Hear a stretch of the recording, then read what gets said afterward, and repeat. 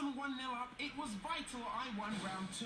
As we arrived, he was doing nothing for my confidence. You know, this is legendary stuff amongst RC enthusiasts. Helis are the most difficult thing because, unlike being in a real helicopter, when you fly this little toy away and it turns around and comes back at you, everything's reversed. Fortunately, help was at hand in the form of the Gadget Show's engineer extraordinaire, Over the years, Grant's helped us build all manner of amazing things. Wow! From power tool racers to kung fu robots.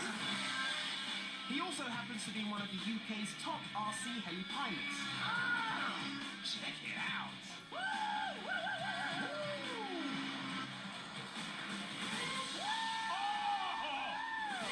That's great stuff, man. That's amazing. Well, what are the basic skills that we need? Because we're both complete novices when it comes to helicopters, no experience at all. It's a bit like playing a drum kit, trying to use your hands with one rhythm and your feet something completely different. Yeah, okay. You've got the main controls for the head of the helicopter, so that tilts your helicopter forwards, back, left and right. And you've got the rudder on the left side, that actually moves your helicopter, changes the direction. So, that all sounded easy enough. Sort of. We've been supplied with an impressive array of choppers to test fly. We'd have to then select one for our Battle of the Air individual time trial. There are two basic types of radio-controlled heli.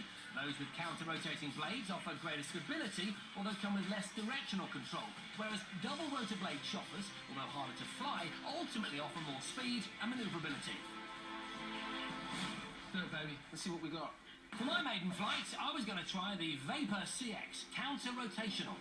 Wow, look at this thing, man! See, it's very stable on the hover, but actually going anywhere directionally with it, it's really difficult. If I want to move to the right, look, it doesn't really want to go anywhere. So Jason had dismissed the Vapor, and now it was my turn to take to the skies, and I too had picked out a counter-rotational model. So this here is the Eurocopter. Now I'm told this should be a relatively easy one to get to grips with, so Here goes. this chopper is supposed to be really easy to fly and very reliable. You can even set a throttle limit which controls exactly how high and far you want it to go. All went well at first and I was feeling confident until a slightly unscheduled landing. And there's the landing. The damage seemed minimal though, she'd only lost a skid, so I sent her up again. As my feel for her improved, so too did my confidence, and I sent her soaring. But then... Wow! Whoa! Obviously my landing must have caused more structural damage than I realised. Back to the drawing board. Meanwhile, I've decided to go up a level. The double rotor neon blaze should offer greater speed and manoeuvrability, and thanks to the finely tuned components, you should get very direct and precise control, if you know what you're doing. Worryingly for us both, Jason's crash started an unfortunate trend. We realised that flying radio-controlled helis is much harder than either of us had ever imagined. This one, the Thunder Tiger Innovator Expert, that little bit at the end worries me a little bit, is the most sophisticated of the helicopters that we've got here today.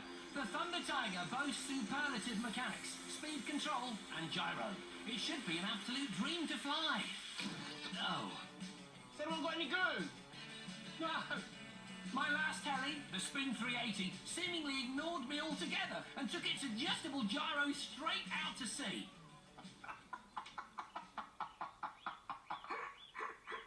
So, the training period had been a mixed bag, but it had taught us both a lot about what we could and couldn't do with an RC heli.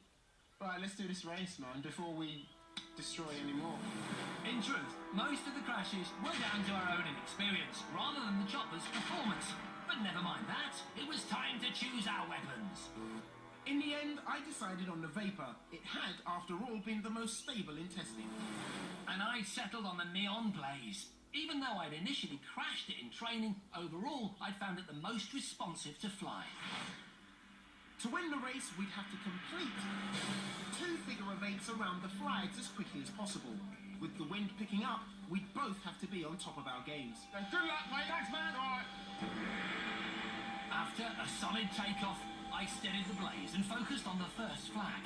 Steering carefully into the wind, I brought her round before dropping the nose and setting my sights on the next flag. Woo! Go, baby! It was going well, and I was confident of recording a good time.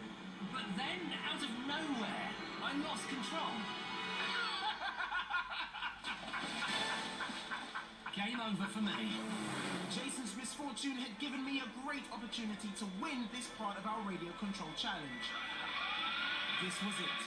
Destiny was calling.